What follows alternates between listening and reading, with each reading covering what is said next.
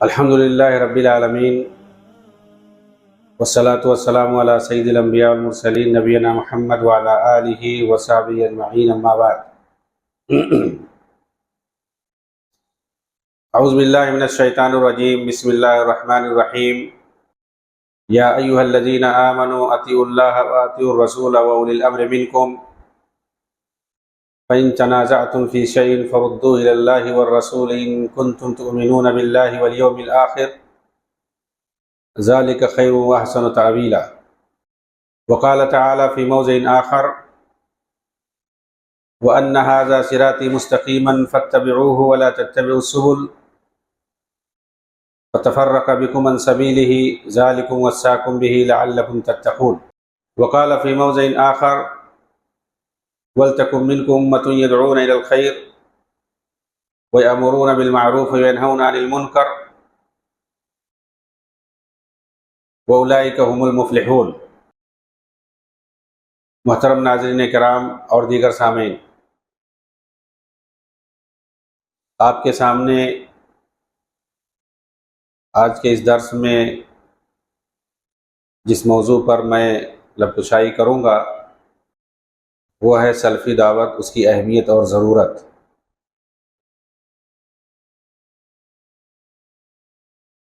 جب ہم سلفی دعوت کہتے ہیں تو اس سے مراد وہ دعوت ہے، وہ دعوت دین ہے جسے سلف صالحین نے دنیا والوں کے سامنے پیش کیا۔ سلف صالحین یعنی صحابہ کرام کی جماعت، تابعین اعظام کی جماعت اور تبع تابعین کی جماعت، اور فقہاء اور محدثین کی جماعت، وہ تمام لوگ جو خیر القرون میں رہتے تھے۔ نبی صلی اللہ علیہ وسلم کے زمانے میں جو لوگ تھے جنہیں ہم صحابہ کہتے ہیں، اور صحابہ کے دور کو جنہوں نے پایا جنہیں ہم تابعین کہتے ہیں، اور تابعین کے دور کو جنہوں نے پایا جنہیں ہم تبع تابعین کہتے ہیں۔ یہ 3 صدیاں جنہیں قرون مفضلہ کہتے ہیں، جن کی خیریت اور فضیلت کی گواہی نبی پاک صلی اللہ علیہ وسلم نے دی ہے۔ خیر القرون قرنی ثم الذین یلونہم ثم الذین یلونہم، یہ سب سے بہتر زمانہ وہ ہے جو میرا ہے، پھر اس کے بعد وہ جو آئے گا، پھر اس کے بعد جو آئے گا، جسے ہم قرون مفضلہ کہتے ہیں۔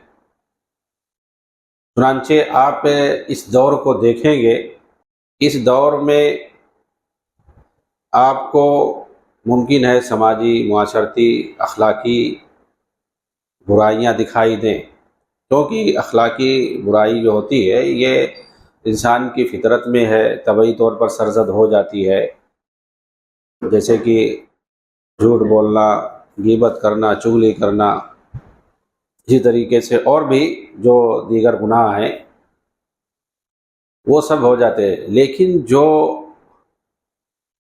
اہم بڑی برائیاں ہیں جن کا تعلق کفر و شرک سے ہے، بدعات سے ہے، جس کا تعلق دین سے ہے، جس کو مٹانے کے لیے، ختم کرنے کے لیے انبیاء کی بعثت ہوئی ہے، اور جس کی وجہ سے انسان کا دین دھرم بدل جاتا ہے، یہ برائیاں آپ دیکھیں گے ان ادوار میں نہیں پائے جاتے تھے۔ نبی کے دور میں جو ایک بار ایمان قبول کر لیا، پھر اس کے بعد اس دور کے اندر آپ کو نہیں ملے گا کہ وہ شرک اور کفر کی طرف گئے ہو، بدعات اور خرافات کی طرف گئے ہو۔ حالانکہ نبی کے دور میں بھی ایمان لانے والے ان سے غلطیاں سرزد ہوئی ہیں، شراب نوشی ہے، چوری ہے، یا جو ہے اس کے علاوہ زناکاری ہے، اور دوسری برائیاں جسے ہم اخلاقی اور سماجی برائیاں کہہ سکتے ہیں۔ یہ ممکن ہے، لیکن کیا ہے اس وقت اور بعد کے ادوار میں فرق یہ ہے کہ انہیں جب بھی اپنی غلطی کا احساس ہوتا تھا فوراً اس کی اللہ کی طرف رجوع کرتے تھے اور اپنی غلطی سے توبہ کرتے تھے فوراً۔ نبی صلی اللہ علیہ وسلم جب تک موجود تھے آپ کے سامنے جا کر کے اس کا ذکر کرتے تھے کہ اس کی اب کیا صورت ہے، ہم سے یہ غلطی ہو گئی، بھول چوک سے شیطان نے بہکا دیا، فوراً وہ رجوع کرتے تھے۔ لیکن جس سے کہ دین دھرم بدل جائے، عقیدہ بدل جائے، وہ برائیاں ان ادوار میں نہیں پائی جاتی تھی۔ چنانچہ آپ دیکھیں گے نبی کا دور ہو، صحابہ کا دور ہو، اس کے بعد طب تابعین اور تابعین کا دور ہو، ان ادوار میں وہ ساری خرافات آپ کو نہیں ملے گی۔ کفر و شرک، بدعت اور خرافات، قبر پرستی، یہ ساری چیزیں نبی کے دور میں، صحابہ کے دور میں، تابعین اور طب تابعین کے دور میں، اس طرح سے اگر آپ دیکھیں سیاسی اعتبار سے، زمانے کے اعتبار سے، تو عہد نبوی ہے، خلافت راشدہ کا دور ہے، پھر اس کے بعد پورا جو ہے بنی امیہ کا دور ہے، پھر اس کے بعد عباسی دور میں 50 سال یا 100 سال تک، اس کے بعد دینی برائیاں سب آنا شروع ہوئی ہیں، شرک، کفر، بدعت، خرافات، قبر پرستی، مزار پرستی، تصوف، تشیع، اور کیا کیا دنیا بھر کے سیاسی اعتبار سے بھی ان چیزوں کو غلبہ حاصل ہو گیا، اور پورے طور پر، ورنہ پہلے اگر ذرا بھی کہیں عقیدے کی خرابی کسی کے اندر پیدا ہوتی تھی، جو میں نے ادوار بتائے پہلے، صحابہ کا دور، نبی کا دور، صحابہ کا دور، خلافت راشدہ جو ہے، اور پھر بنی امیہ کا دور، بنی امیہ کا پورا دور جو ہے، یہ اس میں صحابہ، تابعین، طب تابعین پائے جاتے تھے، اور ساری دین کی ذمہ داری سب انہی لوگوں کے پاس ہوتی تھی۔ تو ان ادوار کے اندر آپ دیکھیں گے کتاب اللہ، سنت رسول کے علاوہ، توحید کے علاوہ کوئی چیز نہیں تھی کسی بھی اعتبار سے ان ادوار میں۔ لیکن عباسی ادوار میں چونکہ اسلامی جو سلطنت ہے وہ دور دور تک پھیل گئی، تو جو دارالخلافہ بغداد وغیرہ کو چھوڑ کر کے جو دور جگہ تھی، وہاں پر لوگوں نے اپنی اپنی حکومتیں قائم کر لی، اپنی جگہ کو آزاد کر لیا۔ اس طریقے سے جب بہت ساری حکومتیں ہو گئی جگہ جگہ، تو ان کے جہاں پر جس کے نظریات الگ تھے، انہوں نے اپنے حساب سے وہ سب خرافات پھیلانا شروع کر دیا۔ لیکن جب بنی امیہ کی جب تک حکومت تھی، وہاں پہ صرف ایک خلیفہ ہوتا تھا، اور ان کے عقیدے کے اعتبار سے ہر طرح سے چلتا تھا۔ کہیں پر اگر کسی نے کوئی غلط عقیدہ پھیلانا شروع کیا تو فوراً اس کی گرفت ہوتی تھی، اس کو سزا دی جاتی تھی، جس کا جتنا بھاری گناہ ہوتا تھا اسی حساب سے اس کو سزا ملتی تھی، پھانسی بھی دی جاتی تھی۔ بنی امیہ کے زمانے میں یہ صفات کے اندر اگر کسی نے معبد جونی اس نے انکار کیا کہ اللہ تعالیٰ نے موسیٰ علیہ السلام سے کلام نہیں کیا ہے، تو پھر اس کو پھانسی دی گئی باقاعدہ۔ یا اسی طریقے سے بعض صوفیہ نے جو وحدت الوجود اور اللہ رب العالمین کی ذات کے تعلق سے غلط عقیدہ پھیلانا شروع کیا کہ خالق اور مخلوق میں کوئی فرق نہیں، سب ایک چیزیں ہیں، منصور حلاج وغیرہ، ان کو باقاعدہ پھانسی دی گئی۔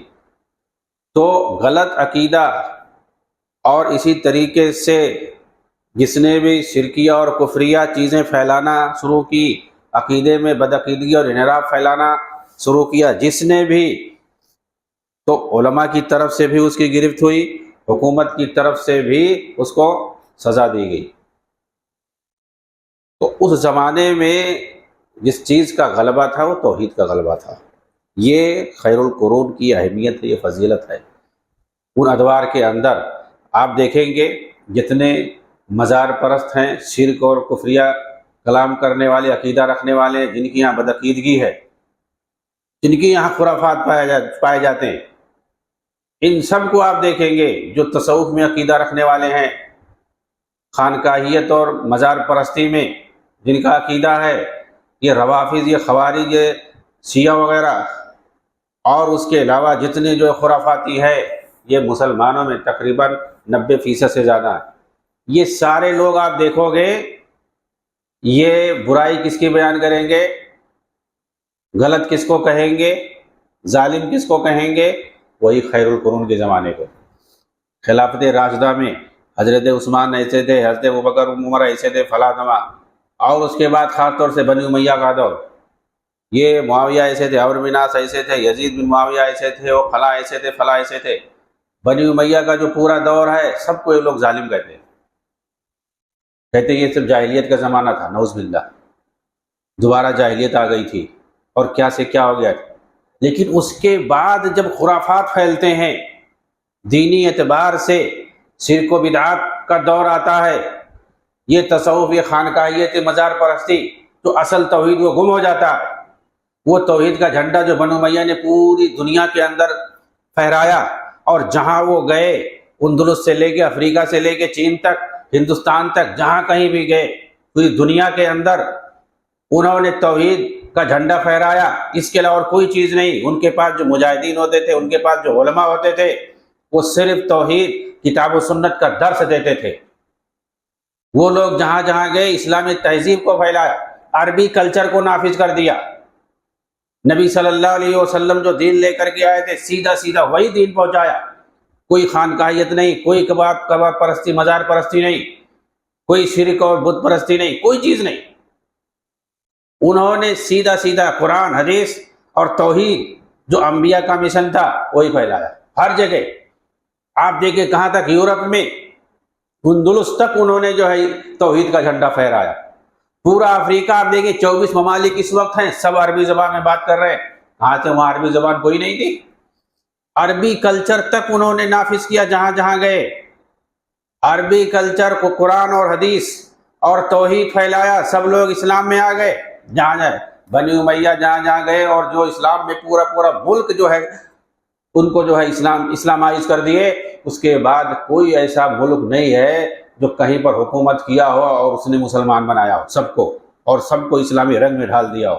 کوئی ایسا نہیں ملے گا۔ بہت ساری حکومتیں آئی ہیں مسلمانوں کی، جو کہ جو ہے اپنے اپنے فقہی مذاہب کے حساب سے انہوں نے حکومت کیا ہے، اور اپنے اپنے عقیدے اور منحرف عقیدے اور کلچر کی بنیاد پر، لیکن انہوں نے ایسا کہیں نہیں کیا ہے۔ آپ دیکھیں گے وہ سب انہی لوگوں کو برا بھلا کہتے ہیں، لیکن جو بعد میں جنہوں نے شرک اور بدعات پھیلائے ان کو کہتے ہیں، کچھ نہیں کہتے، ان کی تعریفیں کرتے ہیں۔ بعد میں جو خرافاتی حکومت اور سلطنت ترکی کی، جس نے افریقی ممالک کے اندر 90,000 سے زیادہ جو جس نے قبر بنائے، یہ لوگ جہاں جہاں گئے وہاں قبر پرستی، مزار پرستی انہوں نے شروع کی ہے۔ عربوں میں جہاں جہاں مزار پائے جاتے سب انہوں نے بنوایا، لیکن کہتے ہیں کہ اس کی خلافت کی ہم احیا کر رہے ہیں۔ آج بہت ساری تنظیمیں اور جماعتیں پیدا ہو گئیں، خلافت عثمانیہ کو احیا کر رہے ہیں، اس کو دوبارہ لانا چاہتے ہیں۔ کوئی نہیں اس کو برا بھلا کہتا ہے۔ کوئی بھی آپ دیکھو گے بعد میں 10 20 سینکڑوں جو ہے حکومتیں قائم ہوئی ہیں مسلمانوں کی جگہ جگہ، لیکن کسی کی کوئی برائی نہیں کر رہا ہے۔ برائی کس کی کر رہے ہیں لوگ؟ بنی امیہ کی برائی کر رہے ہیں، خلافت راشدہ کی برائی کر رہے ہیں۔ کیوں کر رہے ہیں؟ کیونکہ ان کو جب آپ پڑھیں گے، نبی صلی اللہ علیہ وسلم نے ان ادوار کے بارے میں خیریت اور ان کی افضلیت کی گواہی دی ہے۔ اس وقت صرف سیدھا سادہ صحابہ کرام کے منہج اور ان کے اصول کے مطابق لوگ دین کو پھیلاتے تھے۔ تو جو دین مطلوب ہے، جو دعوت مطلوب ہے، وہ کیا ہے؟ وہی دعوت ہے۔ صحابہ کرام نے نبی صلی اللہ علیہ وسلم سے تربیت پا کر کے اور آپ سے سیکھ کر کے کتاب و سنت کی روشنی میں جس دعوت کو پوری دنیا میں عام کیا ہے، وہی دعوت آج بھی مطلوب ہے، اور اسی کی اہمیت اور فضیلت ہے۔ اور اس کے علاوہ اور کسی کی دعوت اور کسی کا منہج جو ہے قابل قبول نہیں ہے۔ کوئی بھی ہو، کتنا ہی کیوں نہ وہ عقل کی بات کرتا ہو، لیکن اسلام کے اندر جو دعوت مطلوب ہے وہ صحابہ کرام کی دعوت ہے۔ انہوں نے نبی سے سیکھ کر کے ڈائریکٹ دین کی جو ہے دعوت اور تبلیغ کی ہے پوری دنیا کے اندر۔ اور قرآن کے اندر ہمیں انبیاء کی دعوت ملتی ہے کہ انہوں نے اپنی قوم کے اندر کون سی دعوت پیش کی ہے لوگوں کے سامنے، اپنی قوم کے سامنے۔ قرآن کریم کے اندر اللہ تعالیٰ نے انبیاء کے تمام انبیاء کی جو ہے دعوت کو ذکر کیا ہے، لیکن آج کل لوگوں کو اس کو جو ہے غلط معنی پہنا کر کے پیش کیا جاتا ہے کہ تمام انبیاء جو آئے تھے وہ اپنی اپنی قوم کے اندر حکومت الہیہ قائم کرنے آئے تھے. یہ جھوٹ ہے، یہ 100% جھوٹ ہے. کوئی نبی حکومت قائم کرنے نہیں آیا تھا. ایک ایک سے الفاظ استعمال کریں گے سب. انقلاب برپا کرنے آئے تھے. کچھ تو ناکام ہو گئے، کچھ جو ہے تھوڑا بہت کامیاب ہوئے، اور کچھ جو ہے پورا کامیاب ہو گئے. نعوذ باللہ، ایسے الفاظ استعمال کرتے ہیں. یعنی کیا آپ کہہ سکتے ہیں کہ کوئی نبی جو ہے ناکام ہو گیا؟ آیا تھا، اللہ تعالیٰ نے بھیجا تھا انبیاء کو، ان میں سے کچھ ناکام ہو گئے، کیا ایسا کہہ سکتے ہیں؟ اور کچھ جو ہے تھوڑا کامیاب ہوئے؟ یہ آپ کو کس نے بھائی اتھارٹی دیا اس طرح کہنے کے لیے؟ اور کچھ پورا کامیاب ہو گئے. پورا کامیاب ہو گئے اس میں نام بھی لے کے بتاتے ہیں، جیسے حضرت موسیٰ علیہ السلام اور آخری پیغمبر جناب محمد رسول اللہ صلی اللہ علیہ وسلم.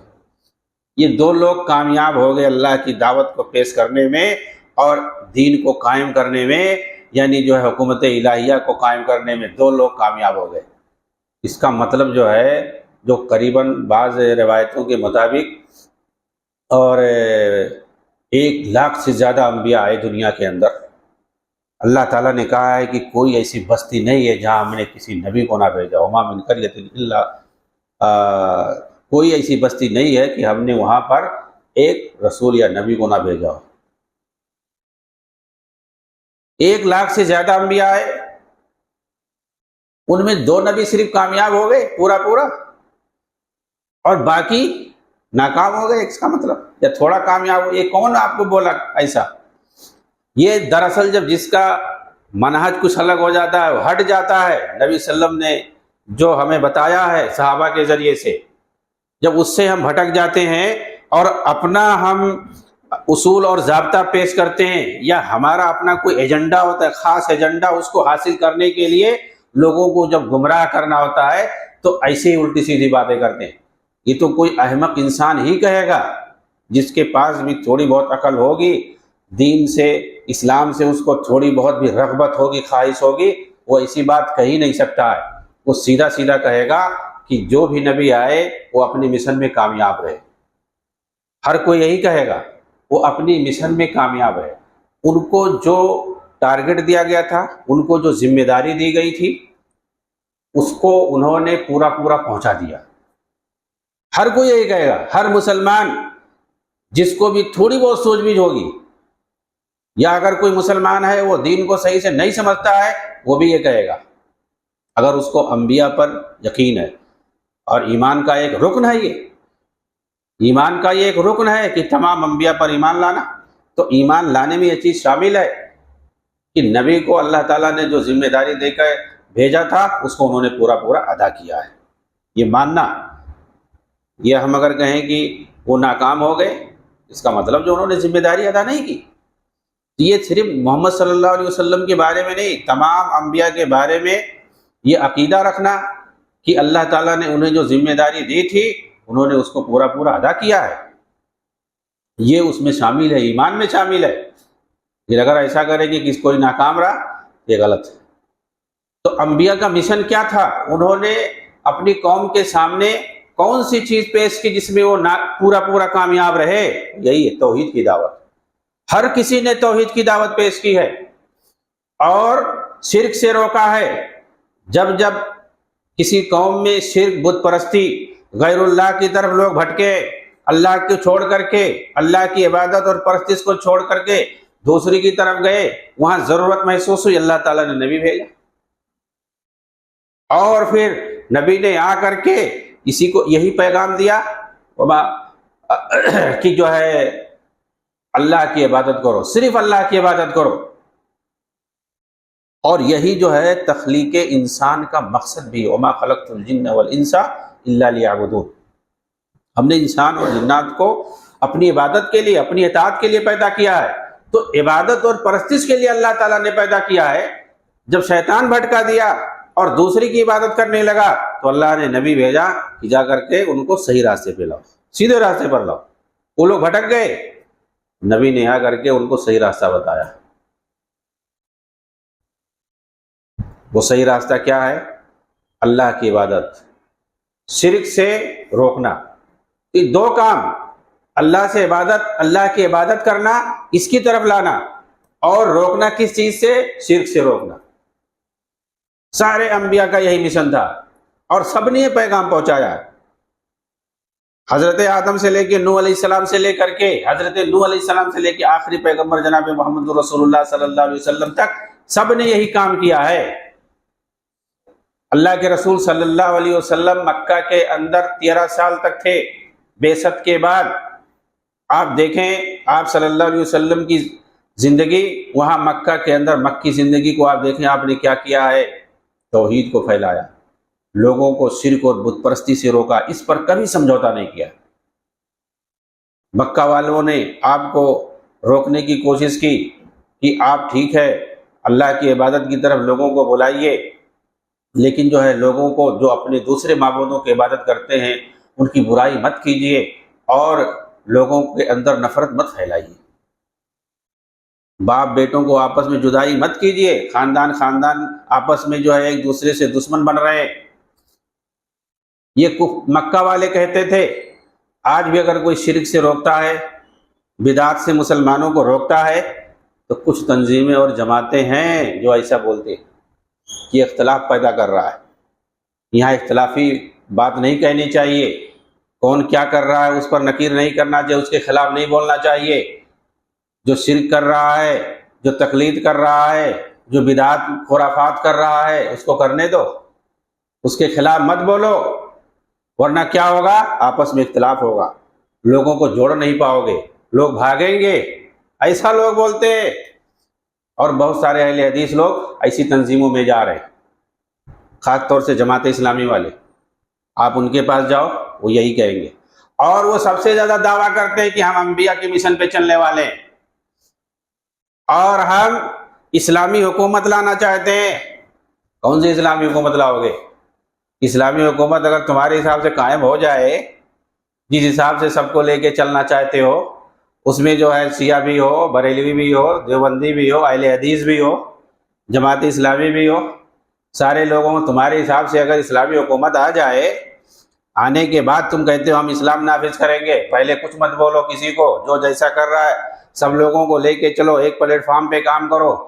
حکومت آئے گی پھر اس کے بعد ہوگا. حکومت آئے گی، ٹھیک ہے، حکومت آئے گی تو افراد کون رہیں گے حکومت میں؟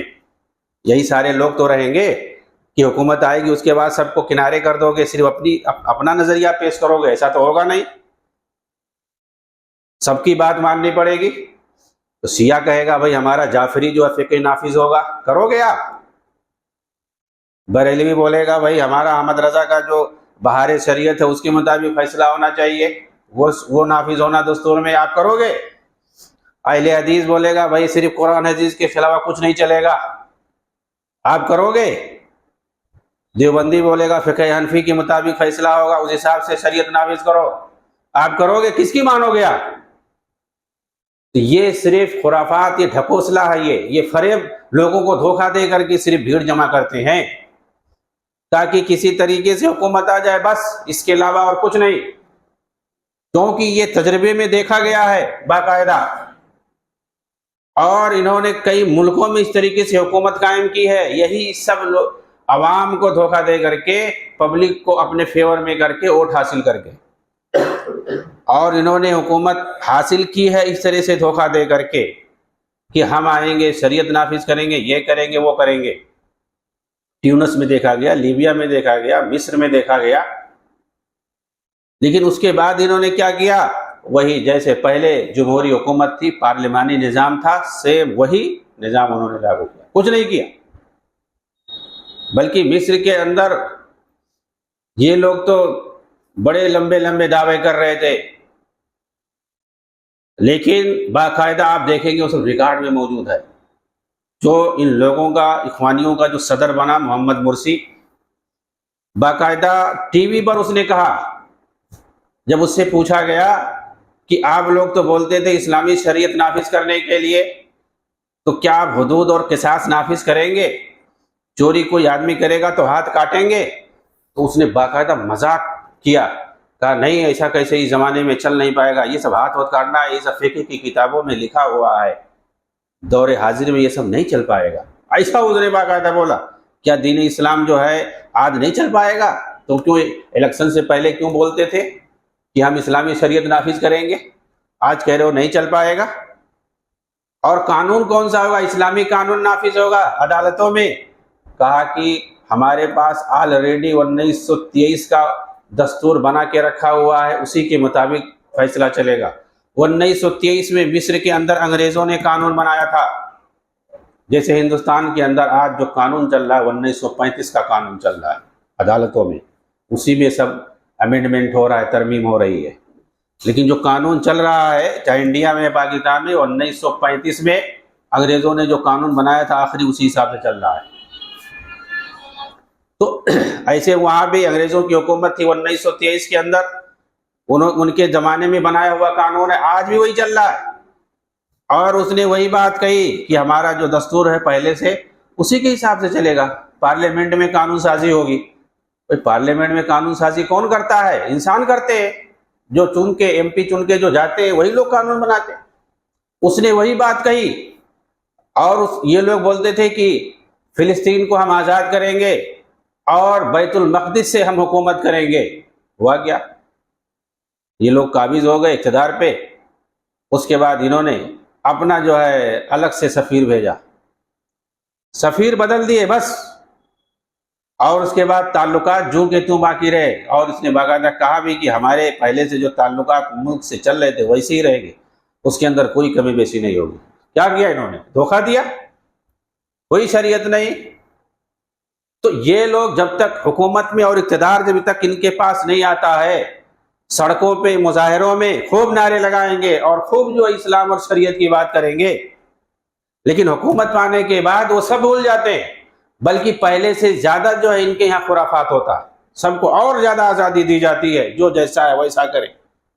اور یہ چیز ٹیونس کے اندر دیکھا گیا، جو راشد غنوسی وہاں کا صدر تھا اخوانیوں کا، اس نے کہا کہ حکومت کا کام ہے رعایا کے درمیان انصاف پر عدل و انصاف دینا، بس اس کے علاوہ کوئی مسجد میں جاتا ہے، کوئی شراب خانے میں جاتا ہے، کون کہاں جاتا ہے، اس سے حکومت کو کوئی پرواہ نہیں۔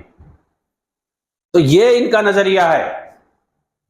تو یہ اسلام کی بات کرتے ہیں، سب سے زیادہ جو ہے مسلمان نوجوانوں کی لوگ گمراہ کرتے۔ تو جب تک ان کو حکومت نہیں ملتی ہے، سڑکوں پر مظاہرے کرتے ہیں، تقریر کریں گے، لٹریچر میں تحریروں کے ذریعے سے یہ صرف گمراہی پھیلاتے ہیں لوگوں کو، اور کام کچھ نہیں کرتے ہیں۔ اور کہتے ہیں کہ انبیاء جو آئے تھے وہ سب جو ہے انقلاب برپا کرنے آئے تھے، وہ سب حکومت قائم کرنے آئے تھے، یہ ایسا کچھ نہیں۔ انبیاء کا کام جو تھا، ان کا کام دعوت اور اللہ کے دین کو لوگوں تک پہنچانا، یہ کام تھا۔ یہ حکومت اقتدار دنیاوی چیزیں ہیں، جیسے اور دولت ہے جیسے، ایسے اقتدار بھی ہے، اللہ رب العالمین کے ہاتھ میں ہے، وہ اپنے بندوں سے جس سے خوش ہوتا ہے دیتا ہے۔ اللہم مالک الملک تؤتی الملک من تشاء وتنزع الملک ممن تشاء۔ اللہ رب العالمین کے ہاتھ میں بادشاہت ہے، اقتدار ہے، وہ جسے چاہتا ہے دیتا ہے، جسے چاہتا ہے چھین لیتا ہے۔ وتنزع الملک ممن تشاء، تو یہ اللہ رب العالمین کے ہاتھ میں ہے، وہ جس کو چاہتا ہے، حتیٰ کہ اگر کافر کو بھی دے سکتا ہے اقتدار، اور مومن کو بھی دے سکتا ہے، جسے مال و دولت ہے کافر کو بھی دیتا ہے، مسلمان کو بھی دیتا ہے، مومن بندوں کو بھی دیتا ہے۔ یہ سب آزمائش کی چیزیں ہیں، ورنہ دین پر عمل کرنے کے لیے آدمی کہیں بھی عمل کر سکتا ہے۔ یہ لوگ کہیں گے دین کو غلبہ لانا، دین کو غلبہ غالب کرے گا اللہ رب العالمین۔ کہیں بھی آپ دیکھیں گے قرآن اللہ رب العالمین ہی کے لیے آتا ہے، یہ حکومت یہ کہیں نہیں آتا ہے کہ تم قائم کرو، اللہ رب العالمین حکومت اور اقتدار اور بادشاہت دیتا ہے، یہ اللہ کے ہاتھ میں ہے۔ اور اسی طریقے سے دین کو غالب کرنا، یہ 2-3 الفاظ استعمال کریں گے لوگوں کو دھوکہ دینے کے لیے۔ تو یہ ساری چیزیں اللہ کے ہاتھ میں ہیں، اللہ رب العالمین دین کو غالب بھی کرتا ہے، یہ انسان کے ہاتھ میں نہیں ہے کہ انسان جو ہے دین کو غالب کرے گا، اسلام کو غالب کرے گا، کہیں گے دین کے غلبہ کے لیے کام کرو۔ ارے تم دین کے اپنے لیے کام کرو، دین کی طرف دعوت دو، اس کا جو ہے حکم ہے، دین کی دعوت دو، اس کو عام کرو، اس کو پھیلاؤ۔ غلبہ دینا یہ اللہ کا کام ہے، اور دین اسلام نبی صلی اللہ علیہ وسلم کی بعثت کے بعد ہی غالب ہو گیا ہے۔ اب اس کو جو ہے غالب کرنے کا مطلب یہ لوگ ایسا لیتے ہیں کہ پوری دنیا میں حکومت آئے گی، اس سے جو ہے غلبہ نہیں مراد ہے، بلکہ دین کے غلبہ سے مراد ہے حجت اور برہان کے ذریعے سے۔ دین اسلام جو ہے تمام ادیان باطلہ پر حجت اور برہان ہے، اس سے کوئی آگے نہیں بڑھ سکتا، یہ سب پر غالب ہے۔ دین اسلام جو ہے تمام ادیان باطلہ پر غالب ہے، اس سے کوئی آگے بڑھ کے نہیں جا سکتا ہے، اور نبی صلی اللہ علیہ وسلم نے آخر میں آ کر کے سب پر جو ہے غلبہ دے دیا ہے۔ تو اب اس کو غلبہ دینے کی ضرورت نہیں ہے کسی کو، اللہ رب العالمین نے اس کو غلبہ عطا کر دیا ہے، اور دین کو قائم کرنا ہے اس کے فرائض اور احکام کو اپنے اوپر نافذ کر کے، اور جس طریقے سے دین اسلام کو اپنے اوپر نافذ کرنا ہے، جہاں جہاں آپ کا اختیار ہو، دائرے اختیار ہو، وہاں وہاں دین اسلام کو نافذ کرنا ہے، اس کے احکام پر، اس کے واجبات اور فرائض پر، جس طریقے سے ہم کہتے ہیں نماز کو قائم کرنا، اقامت صلاۃ، تو اقامت صلاۃ نماز کو قائم کرنے سے کیا مراد ہے؟ اس کے ارکان، واجبات اور فرائض کو ادا کرنا، جس طریقے سے اللہ کے رسول نے حکم دیا ہے۔ تو دین کو قائم کرنے کا مطلب یہی ہے کہ دین کے جتنے احکام اور فرائض ہیں، واجبات ہیں، ان تمام دینی واجبات کو اپنے اوپر نافذ کرنا، ان کو ادا کرنا اسی طریقے سے جس طریقے سے اللہ کے رسول نے صحابہ کرام کو بتلایا، اور پھر آپ کا جہاں جہاں اختیار ہے، پاور ہے، وہاں آپ نافذ کیجیے۔ آپ کا جیسے اپنے گھر میں اختیار ہے تو آپ وہاں نافذ کیجیے، جیسے ایک آدمی مکھیا ہے پورے گاؤں کا، اس کا اختیار ہے پورے گاؤں پر نافذ کر سکتا ہے۔ ایک حاکم کے اختیار ہے ایک ملک کا، وہ پورے ملک پہ نافذ کر سکتا ہے۔ جس کا جہاں جہاں اختیار ہے وہاں وہاں اس کو نافذ کرے۔ چنانچہ یہ چیز جو ہے ذہن میں ہمارے ہونی چاہیے کہ تمام انبیاء جو تھے، ان کا جو مشن تھا، ان کا جو ٹارگٹ تھا، ان کی جو ذمہ داری تھی، جس کے خاطر ان کو بھیجا گیا تھا، ہمیں جو قرآن و سنت کی روشنی میں ملتا ہے وہ یہی ہے کہ وہ سب اللہ کا پیغام لے کر کے آئے تھے، اس کی توحید لے کر کے آئے تھے، لوگوں کے درمیان عام کرنے کے لیے، پھیلانے کے لیے، اور لوگوں کو شرک سے، بدعات سے دور کرنے کے لیے، تاکہ صرف اور صرف ایک اللہ رب العالمین کی عبادت ہو۔ اور توحید الوہیت کا یہی مطلب ہے، توحید الوہیت کا یہی مطلب ہے کہ اللہ رب العالمین کی خالص عبادت ہو۔ وما امروا الا ليعبدوا الله مخلصين له الدين، تمام انبیاء کو یہی حکم ہوا تھا کہ وہ خالص اللہ کی عبادت کریں، اور اسی چیز کی طرف انہیں بھیجا بھی گیا تھا۔ جیسے وہ اللہ کی خالص عبادت کرتے تھے، اسی طریقے سے وہ اسی کی طرف دعوت بھی دیتے تھے۔ چنانچہ سب کی یہی دعوت رہی، ورنہ اللہ کے رسول کو مکہ میں حکمرانی دی گئی تھی، آپ کو پیش کیا گیا تھا کہ آپ یہاں کے حاکم بن جائیے، ہم آپ کو حاکم چن لیتے ہیں، اور آپ یہ جو ہے تفرقہ مت پھیلائیے آپس میں۔ لیکن کیا اللہ کے رسول مان گئے تھے؟ بالکل نہیں مانے تھے۔ کیا آپ نے سمجھوتا کیا تھا؟ نہیں کیا تھا، بلکہ آپ توحید کی دعوت عام کرتے رہے۔ مکہ والوں نے ساتھ نہیں دیا، آپ طائف گئے، اور دوسرے قبیلے جو آتے تھے حج کرنے کے لیے عمرہ، ان سے ملتے تھے۔ آپ نے مکہ والوں کے حساب سے نہیں چلا، اللہ نے جو دعوت آپ کو دیا تھا لوگوں کو پہنچانے کے لیے، اس دعوت کو آپ نے پہنچایا۔ اور آخر میں جس سال آپ کا انتقال ہوا، آخری حج جو آپ نے کیا تھا حجۃ الوداع کے موقع پر، آپ نے وہاں بہت ساری چیزیں بتائیں لوگوں کے سامنے، لاکھ لوگوں کا مجمع تھا۔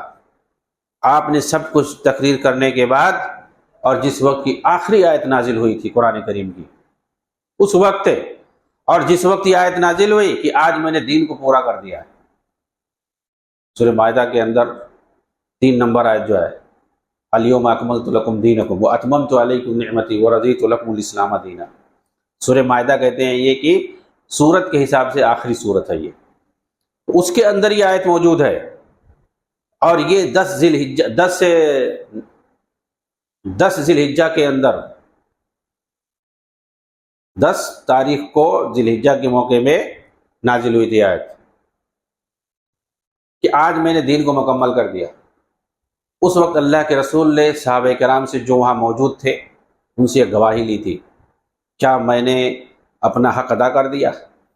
کیا میں نے دین کو پورا پورا پہنچا دیا؟ تو صحابہ نے کہا کہ ہاں آپ نے پورا پورا دین کو پہنچا دیا۔ اس کے بعد اللہ کے رسول صلی اللہ علیہ وسلم نے اوپر ہاتھ اٹھا کر کے کہا کہ اللہ تو گواہ ہے نا کہ تیرے بندے گواہ ہیں، میں نے تیرے دین کو پورا پورا پہنچا دیا ہے، تیرے دین کو میں نے پورا پورا پہنچا دیا ہے۔ وہ دین کی تبلیغ کیا تھی؟ دین کی تبلیغ یہی تھی کہ لوگوں کو توحید کی دعوت دینا اور شرک سے روکنا، اور معروف کا حکم دینا، برائی سے روکنا۔ معروف یعنی بھلائی، بھلائی کا حکم دینا، برائی سے روکنا۔ عبداللہ بن مسعود رضی اللہ تعالیٰ عنہ کہتے ہیں کہ اللہ کے رسول صلی اللہ علیہ وسلم نے ہمیں جنت کی طرف لے جانے والی جتنی بھی چیزیں ہو سکتی ہیں ساری چیزوں کی طرف ہمیں رہنمائی کر دی ہے، سب کچھ ہمیں بتلا دیا ہے، کچھ بھی نہیں چھوڑا، اور جہنم کی طرف جتنی چیزیں ہو سکتی ہیں لے جانے والی ان سب سے ہمیں آگاہ کر دیا، خبردار کر دیا، کسی ایک چیز کو بھی نہیں چھوڑا۔ تو صحابہ کرام خود گواہی دے رہے۔ تو انبیاء جو آتے تھے ان کی فکر ہوتی تھی کہ جنت میں ایک بندہ کیسے جا سکتا ہے، اللہ کی عبادت کر کے، اللہ کی مرضی کے مطابق زندگی گزار کے، اور اللہ رب العالمین جن چیزوں سے خوش ہو سکتا ہے ان کو کر کے، اور جن سے ناراض ہو ان سے دور ہو کر کے، ہر وہ چیز جو جہنم کی طرف لے جانے والی ہو، ہر وہ راستہ جو جہنم کی طرف جانے والا ہو، اس سے روک کر کے، اس سے آگاہ کر کے، خبردار کر کے کہ یہ راستہ اس پہ نہیں چلنے کا۔ یہ نبی کا کام ہوتا تھا۔ کوئی نبی جو حکومت قائم کرنے نہیں آیا کہ پہلے حکومت قائم کرو پھر اس کے بعد ہم جو ہے شریعت نافذ کریں گے، پھر توحید کا حکم دیں گے۔ ایسا کسی نے کیا؟ ایسا ہوتا تو اللہ کے رسول کو سب سے پہلے مکہ میں حکومت قائم کرنا تھا۔ اچھا وہ لوگ آفر بھی دے رہے تھے، ٹھیک ہے پہلے حکومت بنا لیتے ہیں پھر اس کے بعد لوگوں کو توحید کی طرف دعوت دیں گے۔ ارے بھائی کون آپ کو حکومت دے رہے ہیں تو ان کے حساب سے آپ کو چلنا پڑے گا، اس وقت تو اور نہیں کچھ کہہ سکتے ہیں آپ۔ ان کے حساب سے، جماعت اسلامی اخوانیوں کے حساب سے اگر مانا جائے تو سارے انبیاء کو پہلے کیا کرنا تھا؟ خود نبی صلی اللہ علیہ وسلم کو پہلے کیا کرنا تھا؟ سب سے پہلے حکومت بنانا چاہیے تھا۔ پھر حکومت جب بنا لیتے، بھائی اکیلے حکومت بنا پائے گا کوئی؟ حکومت بنا لیتے سب کو اکٹھا کر کے، تمام کافروں کو، مشرکوں کو اکٹھا کر کے حکومت بنا لیتے، پھر اس کے بعد دعوت دیتے۔ کیا آپ نے ایسا کیا؟ یا کسی نبی نے ایسا کیا؟ کسی نے نہیں کیا۔ ہر نبی جو آئے دنیا کے اندر سب نے دعوت دی ہے اللہ کی طرف، سب نے توحید کی طرف دعوت دی ہے، شرک سے روکا ہے۔ آپ تمام انبیاء کی ہسٹری پڑھ لو، سب نے یہی کام کیا۔ حضرت نوح علیہ السلام نے 950 برس تک لوگوں کو تبلیغ کی ہے، 950 برس میں انہوں نے حکومت قائم کیا۔ 10-20 سال نہیں، 25 سال، 950 برس انہوں نے کہا کہ میں دن میں بھی رات میں بھی چپکے سے علانیہ طور پر ہر حال میں نے لوگوں کو پکارا ہے، لوگوں کو دین کی دعوت دی ہے۔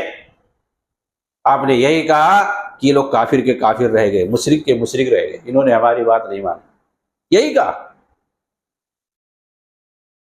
وہ حکومت کی طرف نہیں لالچ دلائے کسی کو، آؤ حکومت قائم کریں گے۔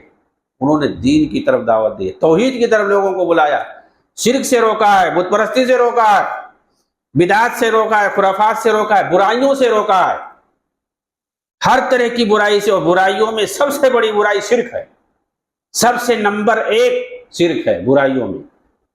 اس کے علاوہ بہت ساری برائیاں ہیں، اس کے بعد بدعات اور خرافات ہے، پھر اس کے بعد آپ سمجھ لیں دوسری اخلاقی برائیاں ہیں، سود ہے، زناکاری ہے، چوری ہے، ڈاکہ ہے، اور اس کے علاوہ دیگر گناہ کے کام ہیں، سماجی، معاشرتی، اقتصادی، جتنی بھی برائیاں ہو سکتی ہیں سب ہے۔ لیکن ساری برائیوں میں جو سب سے بڑی برائی ہو کیا ہے؟ شرک اور بدعت ہے۔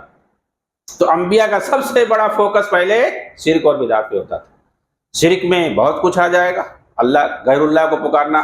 اب غیر اللہ کو پکارنا، غیر اللہ کی عبادت کرنا، مختلف طریقے ہیں اس کے لیے جو ہے بت بھی بنائے جاتے ہیں، اس کے لیے جو ہے تصویر بھی بنائے جاتے ہیں، اس کے لیے مزار بھی بنائے جاتے ہیں، قبر بھی بنائے جاتے ہیں، اور نہ بھی بنائے تب بھی ایسے بھی عقیدہ رکھا جاتا ہے۔ تو شرک کی بہت ساری شکلیں ہیں، بہت ساری قسمیں ہیں۔ اس کے لیے مجسمے بھی بنائے جاتے ہیں، صلیب بھی بنائے جاتے ہیں، اور بہت ساری چیزیں بنائی جاتی ہیں۔ تو شرک، بت پرستی بھی شرک ہی میں آتا ہے۔ تو شرک کی بہت ساری قسمیں ہیں۔ تمام انبیاء جو ہے لوگوں کو یہی پیغام لے کر کے آئے، توحید کی طرف بلانا اور شرک سے روکنا۔ اس لیے یہ چیز ہمیں یاد رکھنا بہت ضروری ہے۔ نبی صلی اللہ علیہ وسلم جب یہ قرآن کی آیت نازل ہوئی، وَأَنَّ هَذَا صِرَاطِي مُسْتَقِيمًا فَاتَّبِعُوهُ وَلَا تَتَّبِعُوا السُّبُلَ فَتَفَرَّقَ بِكُمْ عَنْ سَبِيلِهِ ذَلِكُمْ وَصَّاكُمْ بِهِ لَعَلَّكُمْ تَتَّقُونَ، کہ یہ میرا سیدھا راستہ ہے، اسی کی پیروی کرو، اس کے علاوہ اور دوسرے راستوں پر مت جاؤ، کیونکہ وہ تمہیں سیدھے راستے سے روک دیں گے، بھٹکا دیں گے۔ یہ آیت کریمہ جب نازل ہوئی، اللہ کے رسول صلی اللہ علیہ وسلم نے صحابہ کرام کو مسجد میں اکٹھا کر کے پریکٹیکل طور پر سمجھایا۔ اتنی اہم آیت، ایک سیدھی لکیر آپ نے کھینچی، خط خطا مستقیما وقال هذا سبیل اللہ، ایک سیدھی لکیر کھینچی اور کہا یہی اللہ کا راستہ ہے، یہی سیدھا راستہ ہے اللہ کا، جو اللہ تعالیٰ نے کہا وَأَنَّ هَذَا صِرَاطِي مُسْتَقِيمًا، یہ میرا سیدھا راستہ ہے۔ تو اللہ کے رسول نے ایک سیدھی لکیر کھینچی، کہا یہ جنت کی طرف جانے والا راستہ ہے، اور یہی اللہ کا راستہ ہے جو اللہ تعالیٰ نے کہا فَاتَّبِعُوهُ، اسی کی پیروی کرو، اسی پر چلو۔ پھر اللہ کے رسول نے ثم خط خطوطا عن یمینہ وخطوطا عن شمالہ، کچھ لکیریں آپ نے دائیں طرف کھینچی اور کچھ لکیریں بائیں طرف کھینچی، اور اس کے بعد آپ نے فرمایا هذه السبل على كل سبیل شیطان یدعو الیہ، یہ دوسرے راستے ہیں جو ہٹ کر کے ہیں سیدھے راستے سے، ہر راستے پر ایک ایک شیطان بیٹھا ہے جو اپنی طرف بلا رہا۔ ان راستوں پر جانے سے اللہ تعالیٰ نے منع کیا۔ کہتے ہیں کسی کو کچھ مت کہو، سب لوگ اپنے اپنے طریقے سے، جیسا جس کا عقیدہ ہے، جیسا جس کا مسلک ہے، اس حساب سے وہ اللہ تعالیٰ کی عبادت میں لگا ہوا ہے، دین میں لگا ہوا ہے۔ سب کو ایک ہی جگہ جانا ہے، ہر کوئی اپنے اپنے راستے پر لگا ہوا ہے اور سب کو ایک ہی جگہ جانا ہے۔ یہ سب جھوٹ ہے، دھوکہ ہے۔ جب اس سیدھے راستے پر جو چلے گا، جو اللہ کے رسول نے صحابہ کرام کو بتایا ہے، وہی پہنچے گا اللہ کے پاس، وہ سیدھے راستے پر وہی پہنچے گا، اسی جگہ پر وہ جائے گا، اور جو دوسرے راستے پر گئے کبھی نہیں جا سکتا۔ یہ معقول بات بھی نہیں ہے، یہ کسی بھی حساب سے درست نہیں ہے۔ تھوڑا بھی زاویہ اگر بدل گیا نا تو اس کا جو ہے راستہ بھٹک جائے گا۔ یہ تو سیدھا سیدھا ہے، یہ سیدھا کراس کر رہا ہے، لیفٹ رائٹ مار رہا ہے۔ کوئی بھی سیدھا جا رہا ہے، لیفٹ رائٹ مارو گے وہاں پہنچ پاؤ گے؟ کہیں اور چلے جاؤ گے۔ تھوڑا سا زاویہ آدمی بدلتا ہے تب بھی وہ راستہ بھٹک جاتا ہے، اور یہ تو پورا لیفٹ رائٹ مار رہے ہیں لوگ، وہ کہاں سے وہاں تک پہنچ پائیں گے؟ اس سے دھوکہ دیا جاتا ہے۔ اس منزل تک وہی پہنچے گا جو اسی راستے پر گامزن ہوگا۔ اسی کو استقامت کہتے ہیں، اسی کو استقامت کہتے ہیں، جو استقامت پر رہے گا۔ جس استقامت کی دعا ہم نماز کے اندر کرتے ہیں، اہدنا الصراط المستقیم، ہم جس کی دعا کرتے ہیں ہمیشہ اللہ رب العالمین سے اس سیدھے راستے پر قائم دائم رہنے کی دعا کرتے ہیں نماز کے اندر، اور پھر جب نماز پڑھ کے باہر آتے ہیں تو دوسرے راستے پر لگ جاتے ہیں۔ چنانچہ جو راستہ ہم نے چنا ہے، جو راستہ ہمیں اللہ کے رسول صلی اللہ علیہ وسلم نے دکھایا ہے صحابہ کرام کے ذریعے سے، اس سے ہمیں سرمو انحراف نہیں کرنا چاہیے، اور وہی جو ہے سلفی دعوت کا منہج اور طریقہ ہے۔ یہ بہت ہی اہم چیز ہے۔ اللہ کے رسول صلی اللہ علیہ وسلم اسی لیے آئے تھے، یا تمام انبیاء اسی لیے آئے تھے، طریقہ اور منہج بتانے کے لیے، دین پر عمل کرنا ہے کیسے یہ سکھانے کے لیے آئے تھے۔ ورنہ صرف اگر دین بھیجنا ہوتا اللہ رب العالمین کو، اور یہ دعوت اور منہج یہ مطلوب نہ ہوتا، تو پھر ہر قوم کے اندر ایک کتاب بھیج دیتا اللہ تعالیٰ، یہ تمہارا دین ہے، اسی کے مطابق اس میں سب لکھا ہو، اپنے حساب سے عمل کرو۔ لیکن نبی کیوں آتے تھے، رسول کیوں آتے تھے؟ اسی دین کو سمجھانے کے لیے، بتانے کے لیے کہ کیسے عمل کرنا ہے اس پر۔ تو کیسے عمل کرنا ہے، یہی منہج اور طریقہ ہے، یہی دعوت کا طریقہ ہے۔ تو لوگ جو بتاتے ہیں وہ طریقہ بتاتے ہیں۔ مثال کے طور پر اللہ کے رسول نے فرمایا صلو کما رأیتمونی اصلی۔ آپ دیکھیے عبادت میں سب سے نمایاں اور ظاہر چیز کیا ہے؟ نماز ہے۔ اللہ کے رسول نے کہا کہ نماز تم ویسے ہی پڑھو جیسے مجھے پڑھتے ہوئے دیکھتے ہو۔ صحابہ کرام کو کہہ رہے ہیں آپ، تو کیا مطلب؟ اپنے اپنے حساب سے نماز پڑھو۔ اللہ کے رسول نے صحابہ کو فرمایا جیسے تم نے مجھے نماز پڑھتے ہوئے دیکھا ایسے پڑھنا۔ اب قرآن میں تو ہے اقیموا الصلاۃ، نماز کو قائم کرو، تو آپ کہتے ہو قرآن میں لکھا ہے نماز قائم کرو، ہم نماز پڑھیں گے، لیکن کس کے حساب سے؟ نبی نے پڑھ کے جیسے سکھایا ہے صحابہ کو۔ آپ نے کب کب پڑھا ہے، کتنی رکعت پڑھی ہے، اور ہر رکعت کے اندر کس طریقے سے پڑھا ہے، وہ سب ہمیں دیکھنا پڑے گا۔ وہ چیز کہاں ملے گی؟ ہمیں حدیث میں ملے گی، سنت میں ملے گی، صحابہ کے عمل میں ملے گی۔ صحابہ کو دیکھو گے انہوں نے کیسے بتایا ہے۔ بہت سارے صحابہ کی ایسی حدیثیں موجود ہیں کہ وہ کہتے ہیں، وہ وضو بناتے ہیں، وضو بنانے کے بعد کہتے ہیں کہ ہم نے اللہ کے رسول کو ایسے وضو کرتے ہوئے دیکھا ہے۔ ظاہر سی بات ہے ویسے ہم بھی کریں گے۔ صحابہ نے نماز پڑھا کے دکھا اور کہا کہ ایسے ہم نے نبی صلی اللہ علیہ وسلم کو نماز پڑھتے ہوئے دیکھا ہے۔ ابو حمید ساعدی رضی اللہ تعالیٰ عنہ جو صغار صحابہ میں سے ہے، کہتے ہیں ہم نے 20 لوگوں کو نماز پڑھائی، اس کے بعد ہم نے کہا ایسے میں نے نماز پڑھتے ہوئے اللہ کے رسول، جیسے میں نے تم کو نماز پڑھائی ہے ایسے میں نے نبی صلی اللہ علیہ وسلم کو نماز پڑھتے ہوئے دیکھا ہے۔ نبی صلی اللہ علیہ وسلم کو نماز پڑھتے ہوئے دیکھا لوگوں نے۔ آپ دیکھیں کہ سنن نبی داؤد کے اندر ہے کہ آپ نے فرمایا کہ سب لوگ جو ہے سب سیدھی کر لو۔ حضرت انس کہتے ہیں جب اللہ کے رسول کہتے تھے کہ صفیں سیدھی کر لو تو ہم میں سے ہر کوئی اپنا قدم سے قدم ملا لیتا تھا، قدم سے قدم ملا لیتا تھا، کندھے سے کندھا ملا لیتا تھا، تاکہ جو ہے صف ادھر ادھر نہ ہونے پائے۔ یہ بخاری کے اندر الفاظ ہیں کہ ہم جو ہے اپنا قدم سے قدم ملا لیتے تھے اور کندھے سے کندھا ملا لیتے تھے، اور بعض روایتوں میں ٹخنے سے ٹخنا ملا لیتے تھے، تاکہ صف جو ہے ایک دم سیدھی ہو جائے۔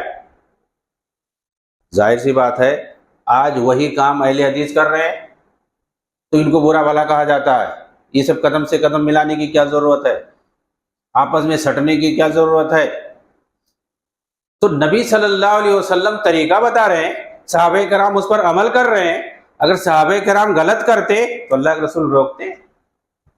نبی صلی اللہ علیہ وسلم نماز کے وقت کہتے ہیں کہ آپ جو ہے جیسے سامنے دیکھتے ہیں پیچھے بھی آپ دیکھتے ہیں۔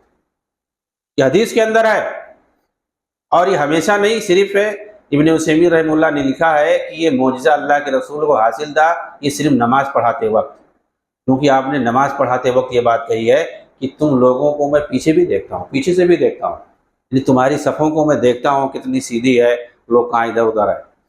کبھی کبھی ٹیڑھی ہوتی تو آپ جا کر کے کسی کے سینے پر مار دے کہ اور آگے ہو، پیچھے ہو جاؤ تم، اور کسی کو پکڑ کے آگے کھینچتے۔ جب تک سب سیدھی نہیں ہو جاتی تھی آپ نماز نہیں پڑھاتے تھے، پہلے سب سیدھی کرواتے تھے۔ تو حضرت انس کہہ رہے ہیں کہ ہم لوگ جو ہے کیا کرتے تھے، کندھے سے کندھا ملا لیتے تھے، ٹخنے سے ٹخنا ملا لیتے تھے، قدم سے قدم ملا لیتے تھے۔ یہ بخاری کی روایت ہے۔ آج اس پر عمل ہوتا ہے؟ کون عمل کر رہا ہے؟ اس طریقے پر جو نبی صلی اللہ علیہ وسلم کا بتایا ہوا طریقہ تھا، صحابہ اس پر عمل کرتے تھے، اللہ کے رسول دیکھتے تھے یہاں صحیح ہے، تو اس طریقے پہ اہل الحدیث عمل کر رہے ہیں آج، تو ان کو لوگ برا بھلا کہتے ہیں۔ جب بھی جو لوگ بھی صحیح طریقے پہ عمل کیے ان کو ہمیشہ برا بھلا کہا گیا ہے، یہ سمجھ کے رکھیے آپ۔ صحابہ کرام کو، خلافت راشدہ کو، بنی امیہ کے دور کو، جس وقت دین اسلام اپنے کامل شکل میں تھا اس وقت برائیاں نہیں تھی دین کے اندر، اسی دور کو برا بھلا کہا جاتا ہے سب سے زیادہ۔ تو جس کو ٹارگٹ جس زمانے میں کیا جائے سمجھ لو کہ وہی اصلی حالت میں ہے، یہ خاص پہچان ہے۔ تو طریقہ اور دعوت کا جو طریقہ ہوگا وہ وہی ہوگا جو صحابہ کرام نے نبی صلی اللہ علیہ وسلم سے سیکھا تھا۔ آپ صلی اللہ علیہ وسلم حج کرنے گئے، قرآن میں آئے وَأَتِمُّ الْحَجَّ وَالْعُمْرَةَ لِلَّهِ، اللہ کے واسطے حج اور عمرہ کرو، لیکن کیسے کیا جائے گا، طریقہ کیا ہوگا؟ نبی صلی اللہ علیہ وسلم نے اسے کر کے بتایا ہے 10 ذی الحجہ میں، 10 ہجری میں آپ نے اس کو اپنی زندگی کے آخر میں، جو 10 ہجری میں گئے تھے آپ حج کرنے کے لیے، جس کو حجۃ الوداع کہتے ہیں، صحیح مسلم کے اندر حضرت جابر بن عبداللہ رضی اللہ عنہ کی پوری حدیث ہے، صفت و حجۃ النبی کے نام سے، پورا حج کا طریقہ بتایا ہوا ہے، مدینہ سے کیسے آپ احرام باندھ کے نکلے اور راستے میں کیسے گئے مکہ تک، پھر مکہ میں رہ کر کے کیسے آپ نے حج کیا پورا، پھر واپس آئے مدینہ، پورا شروع سے گئے پھر واپس آئے، تقریباً 10-12 صفحے میں پورا جو ہے نبی صلی اللہ علیہ وسلم کی حج کا طریقہ بتایا ہوا۔ ویسے تو بہت سارے صحابہ نے روایت کیا ہے آپ نے کیسے حج کیا، حج کے طریقے آپ کو ملیں گے، بہت سارے صحابہ نے چھوٹا چھوٹا ٹکڑا یا کسی رکن کو لوگوں نے پیش کیا ہے، احرام کو کسی نے بتایا ہے، لیکن حضرت جابر کی جو یہ روایت ہے یہ اس انداز میں اپنے لیے بالکل الگ اور خاص ہے کہ انہوں نے کچھ بھی نہیں چھوڑا ہے، پورا شروع سے لے کے آخر تک، کیونکہ یہ نبی صلی اللہ علیہ وسلم کے ساتھ مدینہ سے تھے اور پھر مدینہ واپس بھی آئے ساتھ میں، پورا طریقہ بتایا انہوں نے، ایک ایک حرکت کو انہوں نے ذکر کر دیا ہے کہ کیسے آپ گئے پھر کیسے آئے کیسے کیا، یہاں تک انہوں نے لکھا ہے کہ راستے میں چلتے ہوئے جب کوئی کہیں، کیونکہ مکہ کے قریب تو پہاڑیاں پڑتی ہیں، تو اوپر جاتے تھے تو آپ جو ہے تکبیر کہتے تھے، نیچے آتے تو آپ سبحان اللہ، یعنی پوری چیزیں آپ نے انہوں نے بیان کر دی ہیں۔ تو طریقہ جو ہے کیسے حج کا ہوگا وہ نبی صلی اللہ علیہ وسلم سے سیکھا جائے گا، کیسے آپ نے کیا ہے، خذوا عنی مناسککم، مجھ سے طریقہ سیکھو مناسک حج کا، مناسک کہتے ہیں کہ حج کے طریقے، حج کیسے کیا جائے گا وہ مجھ سے سیکھو، اللہ کے رسول نے خود بتا لوگوں کو کہا۔ تو حج کیسے کہ ایسے ہی دین کا کوئی بھی عمل وہ اللہ کے رسول بتائیں گے جیسے جس اسٹائل اور طریقے سے ویسے کیا جائے گا، گویا طریقہ جو ہے اور منہج یہ کسی دوسرے کا قابل قبول نہیں ہے کہ کوئی اپنے حساب سے بتائے تو نہیں چلے گا، نبی کا بتایا ہوا طریقہ ہی چلے گا، اسی کو سنت کہتے، اسی کو سنت کہتے۔ چنانچہ کوئی بھی عمل کے قبول ہونے کے لیے جہاں پر اخلاص شرط ہے، اخلاص تو شرط ہے، شرط اولین ہے، اس کے اندر اخلاص ہو، اللہ کی خاطر ہو، وہیں پر یہ بھی شرط ہے کہ وہ ہمارا دین کا عمل سنت کے مطابق ہو۔ سنت کے مطابق اس کا مطلب کیا ہوتا ہے، یعنی نبی نے جیسے کر کے دکھایا اسی طریقے پر ہو، کوئی الگ طریقہ نہیں ہونا چاہیے، ہٹ کے نہیں ہونا چاہیے، اسی طریقے پر جب ہوگا وہ عمل دین کا جیسے نبی نے بتایا ہے وہ طریقہ، تبھی وہ عمل اللہ کے یہاں مقبول ہوگا۔ یہ دونوں شرط ضروری ہے، کسی بھی عمل کے، دینی عمل کے قبول ہونے کے لیے، کوئی بھی عبادت کے قبول ہونے کے لیے یہ ضروری ہے۔ تو وہی دعوت جو ہماری ہوگی اور وہی سلفی دعوت، موجودہ دور میں اسی کی اہمیت اور اسی کی ضرورت ہے۔ آپ دیکھیے سب لوگ اپنے اپنے طریقے کی دعوت پیش کر رہے ہیں، اپنے اپنے اعتبار سے پیش کر رہے ہیں، اپنا اپنا مسلک اور منہج پیش کر رہے ہیں، اپنی اپنی فکر پیش کر رہے ہیں، سب لوگ اپنے اپنے مذہب کی پرچار کر رہے ہیں، لیکن نبی صلی اللہ علیہ وسلم نے صحابہ کرام کو جو طریقہ سکھایا تھا اس طریقے پر دین کو کوئی نہیں پیش کر رہا ہے، اسی طریقے پر دین کو پیش کرنے کو ہی سلفی دعوت کہتے ہیں۔ یہ سلفی دعوت کوئی الگ سے جماعت و تنظیم نہیں ہے، کیونکہ جماعت کے لیے، دوسری جماعت کے لیے پہچان ہے کہ اس کا کوئی بانی ہو، اس کی کوئی تاریخ ہو، اس کے کچھ اصول اور ضوابط ہو، سب کے ہیں، تمام جماعتیں تنظیمیں جتنی ہیں سب کے اپنے اصول اور ضوابط ہیں، ان کا ایک بابا ہے، ان کا ایک پیر ہے، ان کا ایک مرشد ہے، اور اس کی اپنی ایک تاریخ ہے۔ اور سلفی دعوت جب کہتے ہیں اسی مراد صحابہ، ان کی تاریخ وہی ہے جو اسلام کی تاریخ ہے۔ نبی صلی اللہ علیہ وسلم نے جس دعوت اور طریقے کو صحابہ کے سامنے پیش کیا تھا دین پر عمل کرنے کا، اور پھر صحابہ نے اپنے بعد پوری دنیا میں وہ طریقہ پھیلایا ہے، وہی طریقہ ہے، یہ الگ کوئی نہیں ہے۔ وہی جو نبی صلی اللہ علیہ وسلم نے دین کو پیش کیا ہے جس انداز میں، جس اسٹائل اور جس طریقے میں، اسی طریقے سے لوگوں کے سامنے دین کو پیش کرنے کا نام سلفی دعوت۔ اور آج جبکہ مختلف طریقے اور مناہج ہو چکے ہیں، لوگ اپنے اپنے اسٹائل سے پیش کر رہے ہیں، سب کو لے کے سب کو خوش کرنے کا دور آ گیا ہے، ہاں کہ کوئی ناراض نہ ہو تاکہ ہمارے فالوور زیادہ سے زیادہ ہو جائے۔ فالوور کی ضرورت نہیں ہے، زیادہ افراد کی ضرورت نہیں، سچا دین جو ہے، سچا طریقہ پیش کرنے کی ضرورت ہے، چاہے تھوڑے لوگ ہوں یا زیادہ لوگ ہوں، جو سچا دین ہے، سچا اور جو سچا طریقہ ہے اس کو پیش کرنے کی، جو سچی تصویر ہے اسلام کی اس کو پیش کرنے کی ضرورت ہے، چاہے کوئی خوش ہو کوئی ناراض ہو۔ نبی نے کسی نبی نے اس کو فکر نہیں کیا ہے کہ کوئی ناراض نہ ہو پائے، اسی لیے آپ دیکھیں گے حدیث کے اندر ہے صاف صاف کہ قیامت کے دن کوئی نبی آئے گا، اس کے پاس 1-2 آدمی رہیں گے اس کے پیچھے بس، اور کوئی نبی آئے گا اس کے پاس کوئی نہیں رہے گا۔ اس کا مطلب یہ ہے کہ ایسے بھی نبی گزرے ہیں کہ ان کا فالوور ایک بھی نہیں تھا، لیکن انہوں نے تو اللہ کے دین کو پیش کیا، لیکن لوگوں نے نہیں مانا۔ کوئی ایک آدمی بھی ان کا پیروکار نہیں ہو سکا۔ ایسے بھی انبیاء آئیں گے قیامت کے دن کہ ان کے پیروکار ایک بھی نہیں ہوں گے، کسی کے پاس ایک دو ہوں گے۔ تو ان کے پاس فالوور نہیں تھے یا کم تھے تو ان کا آپ مذاق اڑاؤ گے کہ بھائی اس کے پاس ہو ہی نہیں پائے۔ ابھی لوگ ارے شیعہ ناراض ہو جائیں گے، وہ بریلوی ناراض ہو جائے گا، وہ فلانا ناراض ہو جائے گا، وہ دیوبندی اور حنفی ناراض، صوفی ناراض ہو جائے گا، مزار کے خلاف بول دیں گے، خانقاہیت کے خلاف بول دیں گے، تو فلاں ناراض ہو جائیں گے۔ اس لیے جو ایسا بولو کہ سب صحیح ہے، یہ نہ کہو کہ ہم ہی صرف صحیح ہیں، یہ کہو ہم بھی صحیح ہیں۔ ارے تب کون غلط ہے؟ تو سب صحیح ہے، ہم بھی صحیح ہیں، ایسا بولو۔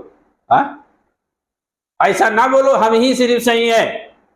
ایسا کیا؟ ایسا تو بول سکتے ہیں نا کہ جو نبی صلی اللہ علیہ وسلم نے صحابہ کو طریقہ سکھایا وہی صحابہ والا ہی صحیح ہے، ایسا کیوں نہیں بول سکتے؟ بالکل بول سکتے ہیں، ہم صحابہ والا طریقہ پیش کرتے ہیں اور یہی صحیح ہے، کہہ سکتے ہیں۔ کوئی بھی ہو ایسا کہے کہ صحابہ کو نبی نے جو طریقہ سکھایا ہے دین پیش کرنے کا، جو دعوت سکھائی ہے، ہم وہی پیش کر رہے ہیں اور یہی صحیح ہے اور دوسرا نہیں صحیح ہے، کہہ سکتے ہیں، بالکل کہہ سکتے ہیں۔ اس لیے اگر جو صحیح چیز ہو اس کو کہہ سکتے ہیں یہی صرف صحیح ہے، یہ تھوڑی نہ کہیں گے ہاں ہم بھی صحیح ہے تو سب کوئی ایسے کہے تو باطل کیا ہے، غلط کیا ہے؟ سب جھوٹ اور غلط اور اسی طرح سے باطل اور حق سب برابر ہو جائیں گے۔ تو آج کل یہ ایجنڈا پیش کیا جا رہا ہے تاکہ سچ اور جھوٹ کا پتہ ہی نہیں چلے۔ یہ فریب کا زمانہ ہے۔ اللہ کے رسول صلی اللہ علیہ وسلم نے فرمایا ہے، میں اس پر اپنی بات ختم کروں گا، کہ ایک زمانہ آئے گا وہ دھوکہ دینے والا زمانہ ہوگا۔ سیاتی سنوات الخداعات یکذب فیہا الصادق یصدق فیہا الکاذب۔ ایک زمانہ آئے گا کہ وہ دھوکے والا ہوگا، اس قدر دھوکے عام ہو جائیں گے، فریب عام ہو جائیں گے کہ جو سچی دعوت پیش کرے گا اس کو لوگ جھوٹا سمجھیں گے، اور جو جھوٹی دعوت پیش کرے گا اس کو لوگ سچا بنا کے پیش کریں گے، جو خیانت کرے گا اس کو لوگ امانت دار سمجھیں گے، اور جو امانت دار ہوگا اس کو لوگ خیانت کرنے والا سمجھیں گے۔ اس طرح کی حدیث ہے، اللہ کے رسول نے پیش کیا۔ آج جو سچی دعوت پیش کرتا ہے اس کو جو ہے لوگ اس کے خلاف اس قدر پروپیگنڈا پھیلاتے ہیں، اس کے خلاف اس قدر جھوٹ پھیلاتے ہیں کہ لوگ اس کو غلط سمجھنا شروع کر دیتے ہیں، اور جو جھوٹے ہیں 100% جھوٹے ہیں ان کو اس قدر پروموٹ کیا جاتا ہے، اس قدر اس کو بڑا بنا کر کے پھیلایا جاتا ہے، گبارہ بنا کے پیش کیا جاتا ہے کہ لوگ اس کو شیخ الاسلام سمجھنے لگتے ہیں۔ یہ دور آ چکا ہے، اس لیے جو ہے سمجھنے کی ضرورت ہے۔ صحابہ کرام رضی اللہ عنہم نے جو دین کو جس انداز میں پیش کیا ہے نبی صلی اللہ علیہ وسلم سے سیکھ کر کے قرآن و حدیث کے ذریعے سے ہمیں اس کو پکڑنے کی ضرورت ہے۔ اور جو لوگ قرآن حدیث کی بات کریں، صحابہ کے منہج کی بات کریں، اور نبی صلی اللہ علیہ وسلم نے جس طریقے سے سکھایا ہے، یہ الفاظ جو لوگ یوز کرتے ہوں، جو لوگ قرآن حدیث سے برابر دلیل دیتے ہوں، صحابہ کے اقوال سے دلیل دیتے ہوں، آپ سمجھیں وہی صحیح ہے، کوئی بھی دنیا کے اندر کہیں بھی ہو۔ اور جو لوگ جن کو ان سے چڑ ہے، قرآن حدیث سے جن کو چڑ ہے، یا صحابہ کے اقوال سے جن کو چڑ ہے، اور سلف کے منہج سے جن کو چڑ ہے، اور وہ لوگ طرح طرح کی ادھر ادھر کی تعویل کریں اور غلط باتیں پھیلائیں، سمجھ لو کہ ان کے اندر دھوکہ ہے، ان کے اندر کھوٹ ہے۔ اور جو لوگ صحابہ کے منہج کی بات کریں، صحابہ کی بات کریں، سلف صالحین کی بات کریں، ان سے آج کل مل کر کے رہنے کی ضرورت ہے، اور انہی لوگوں کی بات کو سننے کی ضرورت ہے۔ آج اسی دعوت کی ضرورت ہے، خاص طور سے موجودہ دور میں۔ اللہ رب العالمین ہمیں جو سچی دعوت ہے، جو سلفی دعوت ہے، صحابہ کرام کی جو دعوت ہے، اس پر چلنے اور اسی کو عام کرنے، پھیلانے کی توفیق عنایت فرمائے، اور دیگر جو ہے گمراہ جماعتوں، تنظیموں اور ان کی باطل دعوتوں سے دور رہنے اور انہیں آگاہ کرنے کی اللہ رب العالمین ہم سب کو توفیق عنایت فرمائے۔ آمین۔ وآخر دعوانا الحمدللہ رب العالمین۔ والسلام علیکم ورحمۃ اللہ وبرکاتہ۔